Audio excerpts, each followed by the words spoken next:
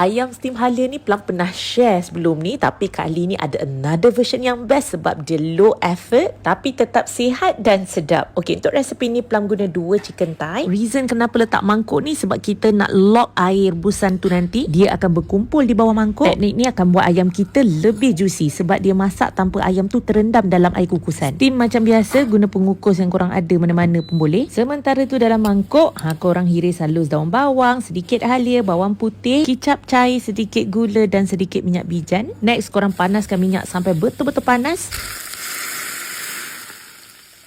Tuang atas bahan-bahan ni tadi. Tengok dia punya sizzle tu pun time ni bau dah semerbak.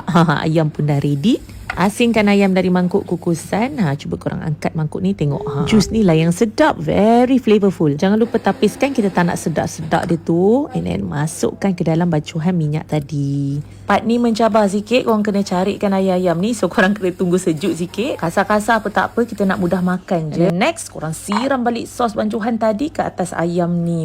Sangat-sangat simple kan? Tapi trust me, rasa dia sedap. Dia light je tapi very rich and flavorful. Selamat mencuba.